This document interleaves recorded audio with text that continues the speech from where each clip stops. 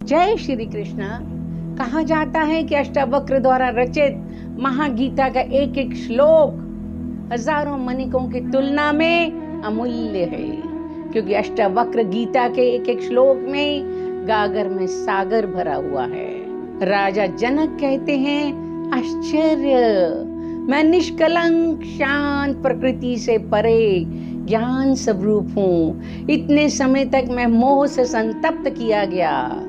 जैसे दीपक जलने से अंधकार मिट जाता है, गुरु की उपस्थिति में राजा जनक को ज्ञान हो जाता है कि वे पाप पुण्य से परे हैं। अहंकार के कारण ही मनुष्य अपने आप को कर्ता समझता है। गुरु के कारण से ऑपरेशन भी हो गया और घाव भी नहीं हुआ।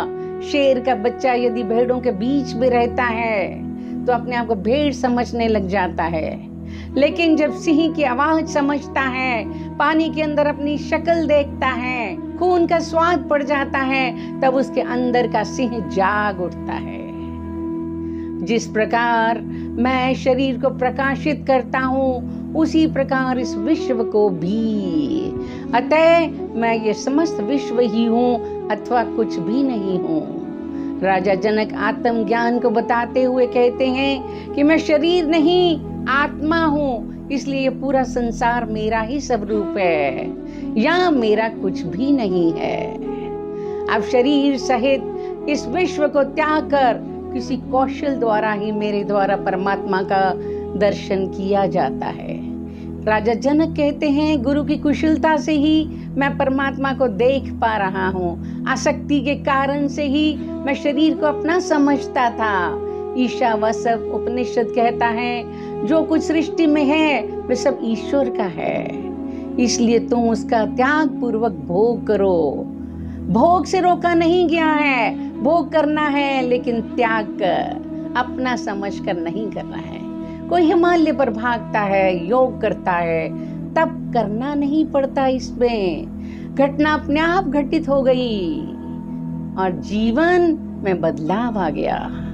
जिस प्रकार पानी, लहर, फेन और बुलबुलों से पृथक नहीं है, उसी प्रकार आत्मा भी स्वयं से निकले हुए उस विश्व से अलग नहीं है। राजा जनक को यह भी बोध हो गया कि सभी आत्माएं भिन्न नहीं हैं, सारा विश्व उस आत्मा से निकला हुआ है, उसी का फैलाव मात्र है। जैसे जल से तरंग, फेन और बुदबुदा भिन्न नहीं है। ज्ञानी को यदि सब में एक परमात्मा दिखने लग जाता है, तभी समझना चाहिए कि उसको ज्ञान मिल गया, वरना नहीं मिला।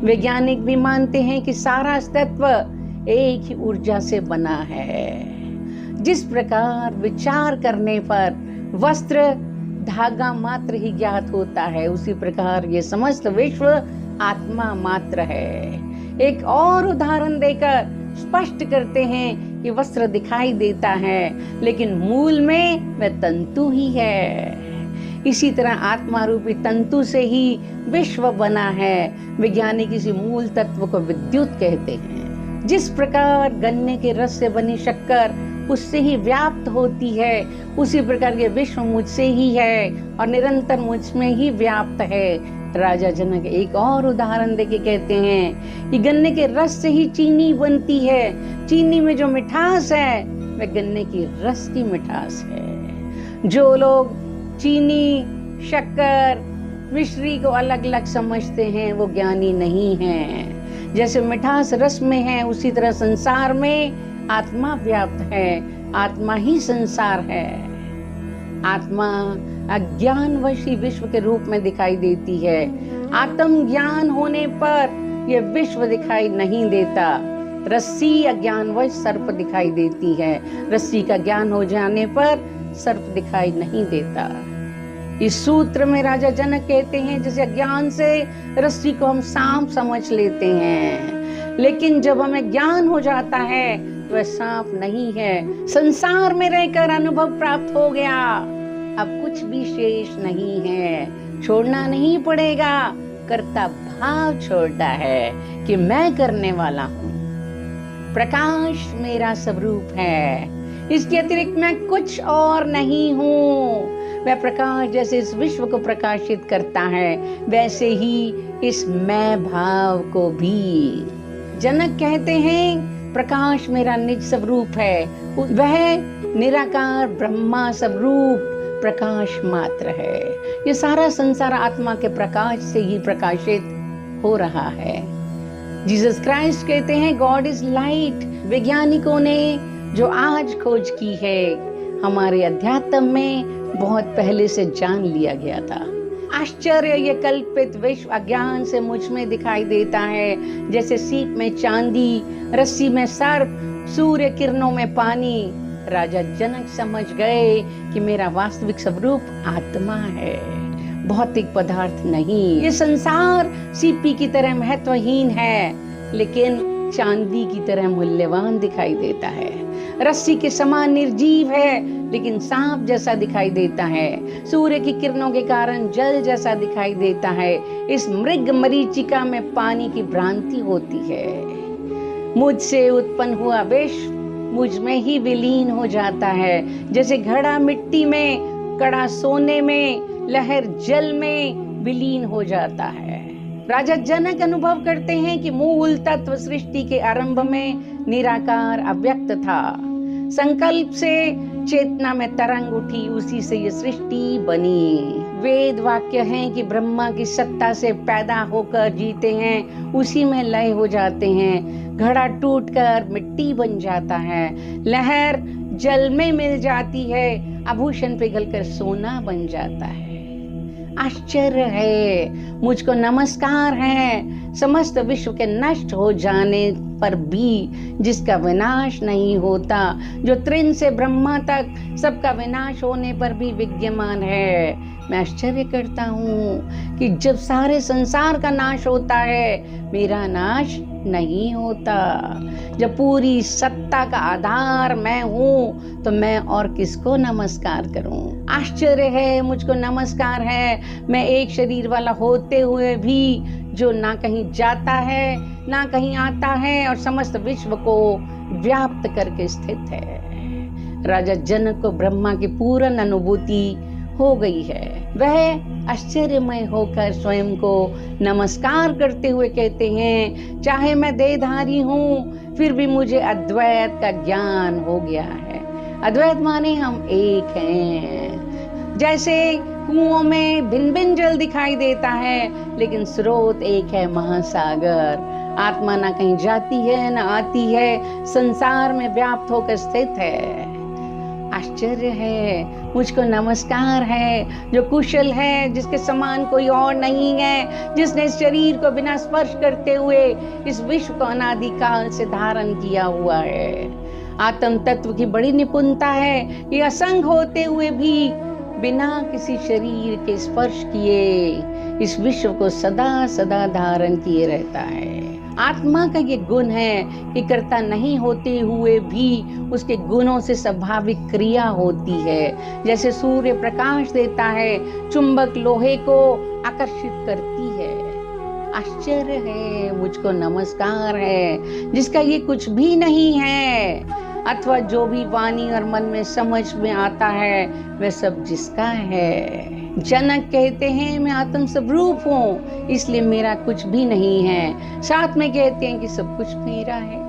ये संसार सृष्टि उस समय आत्मा का खेल है। संसारिक भोग मन और इंद्रियों के विषय हैं, आत्मा के नहीं हैं। ज्ञान, ज्ञेय और ज्ञाता ये तीनों वास्तव में नहीं हैं। ये तो अज्ञानवश दिखाई देता है। वह निष्कलंक मैं हूँ। जो जाना जाता है उसे ज्ञान कहते हैं, जिसे जाना जाता है वह ज्ञेय है, और जो जानने वाला है वह ज्ञाता है। ये तीनों एक साथ होंगे तभी ज्ञान मिल सकता है। अज्ञानी संसार की हर वस्तु का ज्ञान प्राप्त करना चाहता है, पर उसे कुछ भी नहीं मिलता। अतः आत्म ज्ञान ही परम ज्ञान है। आत्मा को जान लेने से अज्ञान से मुक्त हो जाते हैं। द्वैत भेद सभी दुखों का मूल कारण है। इसके अतिरिक्त कोई और औषधि नहीं है। ये सब जो दिखाई दे रहा है वह असत्य है। राजा जनक को आत्मज्ञान होने से द्वैत मिट गया। भिन्नताएं समाप्त हो गई, मैं और मेरा का भाव छूट गया। मंदिर जाना, तिलक लगाना, पूजा पाठ करना, यज्ञ व्रत उपासना योग हमारा अहंकार बढ़ाता है कि हम भगवान के बहुत बड़े भक्त हैं। परमात्मा तो हमारे अंदर है। अज्ञानवश दिखाई नहीं देता। धूल मिटा दें, सृष्टि का भ्रम दूर हो जाएगा।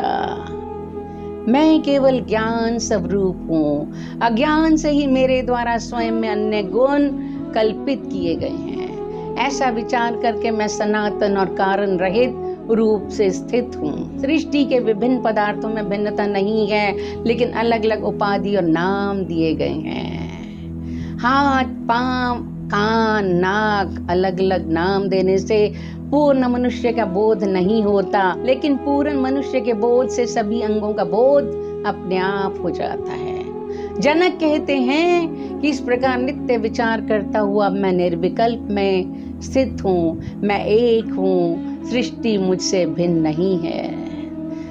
ना मुझे कोई बंधन है और ना मुक्ति का भ्रम। मैं शांत और आश्रय रहित हूँ। मुझ में स्थित ये विश्व भी वस्तुतः मुझ में स्थित नहीं है। ना मुझे कोई बंधन है, ना कोई मुक्ति का भ्रम। मैं शांत और आश्चर्य रहित हूँ। मुझ में स्थित ये विश्व भी वस्तुतः मुझ में स्थित नहीं है। मैंने अज्ञानवश अपने को देह, इंद्र आदि, ब्राह्मण, क्षत्रिय, कर्ता, भोक्ता समझा। यही मेरा संसार था, यही मेरा बंध था। अब संसार मुझ में नहीं है, इसलिए कोई बंधन नहीं है। मैं आत्मा हूँ, ये विश्व मुझ में स्थित नहीं है। ये निश्चित है कि इस शरीर सहित ये विश्व अस्तित्वहीन है। केवल शुद्ध चैतन्य आत्मा का ही अस्तित्व है। अब इसमें क्या कल्पना की जाए। राजा जनक कहते हैं ये सारा विश्व कुछ भी नहीं, इसका स्वतंत्र अस्तित्व ही नहीं, यह शुद्ध चैतन्य मात्र आत्मा ही है। आत्मा निराकार है, उसकी ही साकार अभिव्यक्ति ये संसार है। शरीर, स्वर्ग, नरक, बंधन, मोक्ष और भय ये सब कल्पना मात्र हैं। इनसे मुझ चैतन्य स्वरूप का क्या प्रयोजन है। अज्ञानी अहंकार व शरीर में जीता है, शरीर में मरता है। अहंकार के कारण कर्ता भोक्ता भी है, वह स्वर्ग नरक से डरता भी है। लेकिन जिसने आत्म स्वरूप को प्राप्त कर लिया, उसके लिए ये केवल कल्पना ही है। आश्चर्य है कि लोगों के समूह में भी दूसरे को नहीं देखता हूँ, वह भी निर्जन ही प्रतीत होता है। अब मैं किससे मोह करूं? राजा जनक को एक नई दृष्टि मिल गई। संसार वही है, सिर्फ देखने का ढंग बदल गया। सुख दुख, प्रेम घृणा, अपना पराया सब मानसिक अवस्थाएं हैं। अब जनसमूह में एकत्व भाव दिखाई देता है। संकीर्णता के दायरे टूट गए।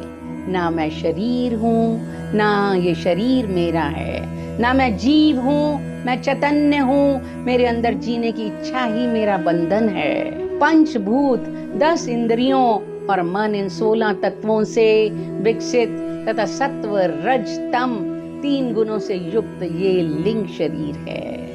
ये चेतन शक्ति आत्मा के साथ मिलकर ही जीव कहलाता है। जीने की इच्छा ही बंधन थी, अब मैं मुक्त हूँ। आश्चर्य, मुझ अनंत महासागर में चित्त वायु उठने पर ब्रह्मांड रूपी विचित्र तरंगें उपस्थित हो जाती हैं। जनक कहते हैं ये सृष्टि इस आत्म रूपी अनंत समुद्र में उठी हुई तरंगे हैं। जो चित्त रूपी वायु में झोंके से उठती हैं, उसी तरीके से चित्त रूपी वायु में तरंगें उठती हैं। काम, क्रोध, लोभ, मोह, अहंकार, प्रेम, घृणा, वासना, उत्तेजना आत्मा से उठी तरंगे हैं, जो चित्त के स्वभाव के कारण उठती हैं। योग चित्त की वृत्तियों के निरोध की बात करता है। मुझ अनंत महासागर में चित्त वायु के शांत होने पर जीव रूपी वनिक का संसार रूपी जहाज जैसे दुर्भाग्य से नष्ट हो जाता है। जनक कहते हैं कि आत्मा रूपी समुद्र तो शांत है, निर्मल है, निर्विकार है।